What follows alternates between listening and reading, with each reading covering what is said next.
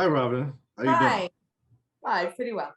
It's such a big honor. Like I've been watching you on screen, for the majority of my life, and I've always been a fan. We've Uh, grown up together. we've grown up together. You were one of my first crushes, and I gotta admit, I still kind of crush on you. But professionally, um, I want to talk about your early career. I mean, you graduated high school early from New Rochelle. You graduated college at 19. Like, what was your upbringing to make you like push that hard at a young age? Well, you know, I was raised by my sister and I by a single mom who was born in the South. I was just talking to somebody about Black History Month, so I suppose that's all kind of in my psyche at the moment. But she moved to New York. She really believes that education was the great equalizing factor in America. And I think that was sort of the impetus for education. Nobody can take certain things away from you. So I think that was really the driving force. And it's sort of interesting as a parent now, because I kind of realized that, there was a certain time in my life, by the time I got to Los Angeles, everything, I was still very young, but you know how you feel so grown up, I'm 21 and I'm all grown up, that kind of thing. But everything I knew was in a book. If it wasn't in a book, I didn't know it. So in many respects, a lot of my education, that those life lessons, life education, and sort of the other part of me growing up started very much after Sarah Lawrence and my months in grad school. So, with parents, I always try to tell them, travel with your kids, live. That's such a big part of growing up, just life itself. Well, I know it had to be some hesitancy. You're obviously advancing and progressing in your education, and you're at Harvard, one of the most prestigious institutions in the country, in the world, and you decide to go, pursue acting. Like how big a leap was that for you to say, like, I'm gonna leave?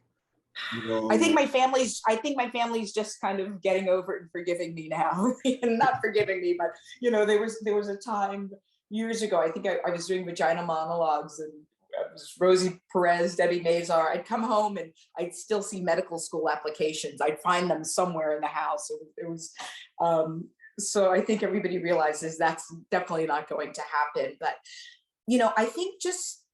I think starting college at 15 and then going to grad school, and we all kind of have things that our parents want us to be, right? Like, take this path. And I have to say, quite honestly, I don't know if my children know this, but I want my son to be a lawyer. I mean, my younger son came to me, he's a senior at the university now, and he said, Mom, I'm not sure I want to be a lawyer. And I went, oh my God, here we go, it's payback.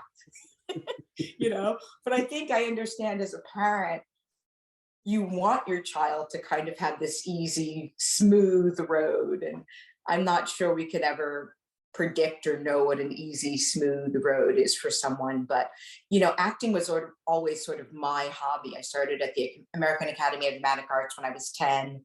It was the thing I did. And I think probably, honestly, if I'd gone to a different undergraduate school, I would be a doctor today. But Sarah Lawrence really encouraged the arts, and it was something that was very close to my heart. And then by the time I got to grad school, I was just pooped, and I wanted to pursue acting, and I thought it was just a break, and the break hasn't ended. Mount Vernon produced Denzel, DMX, Yes. Clark. Did you run into any of these people in your upbringing? I know that Denzel's older and everything else. No, but let me tell you, I remember, going to the theater is one of my favorite things to do ever since I was a very little girl. And I remember seeing Denzel in a soldier's play. I must have seen him in a soldier like 6 times. I would go, I'm sure they were like, why does this girl keep showing up? I was so close, I could feel them spitting on me, with the word, where you just feel alive. So only then, I think that was the first time I saw Denzel live. But certainly Mount Vernon has produced some creative people, I think. Yeah, yeah. And I remember your episodes on different strokes and head of the class, and definitely on the Cosby Show when you see like Kamal Bell do this doc on Cosby Show. I mean, do you tune into any of this stuff because of your own connection, or is it something that you just? No, I probably don't know what's going on. Both of my children play tennis, and we're a big tennis family. And so if you ask me anything about tennis, I'm very much tuned into that. But no, I don't. Yeah. Probably. So you're appearing on Queens, and you're Eric's ex-wife, and I know you've been through some marriages. Do you take any of that knowledge of? You're making my life seem far. I'm sorry.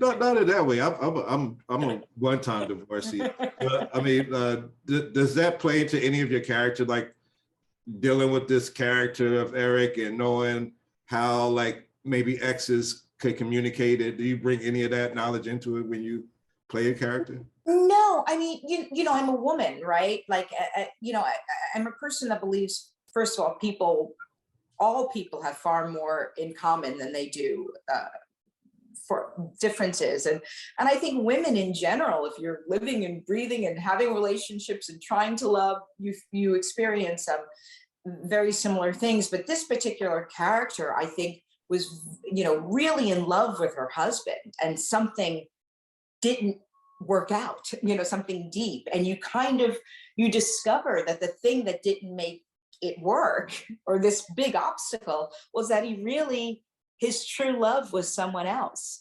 And I think that was really hard for this woman to face. He's got a true love, and it's not her. And I think you see, what I love about the scenes that he and I did together is I think you see their relationship, you see the love, you see the chemistry, you see the sparkle that is still there for her. And then she kind of gets punched in the stomach with this reality. And then Brandy and I, who I'm a huge fan of Brandy's, get to do this scene together where you see women, of course, who always blame the guy, you know, sort of as adversaries, and then slowly come together as women, kind of bare their souls. And she ends up leaning on Brandy, you know? And I personally, Robin, love that. You know, I love that women could come together as friends and lean on one another, you know, and not be enemies. Yeah, yeah. Well, I love you in all of these series and Batwoman and everything else. Yeah. I wish they would like do another Boomerang or something, because that was just like such a iconic movie. I know they did a TV show, but my last question I got real quickly. You've done a lot of work personally with the National Domestic Violence Hotline and everything else. I mean, over all these years, do you think we've made progress on that? I know it's been an avenue for women to call, but as far as like, how do we like, you know, deter domestic violence from happening, and not just, you know, take care of the victims, but like, what can we do as a society to help this not happen at all? Well, I really think the Me Too movement and the domestic violence movement, I'm just sort of an advocate for women, and I think they're very much aligned. You know, I think the more people can kind of speak out about things, and things don't have to be secret, we realize we're not alone. I think oftentimes when people are going through things, anything, you feel like it's sort of just you. And the more people talk about it, you realize, hey, it's not just me. I'm not alone. I think in particular with domestic violence, or in general, the entire Me Too movement, I'm a firm believer that the more men get involved in the conversation, the better we are. The more men, when they're sitting with the guys and certain things aren't acceptable, and get involved, it kind of moves everything along, a way of thinking along, you know.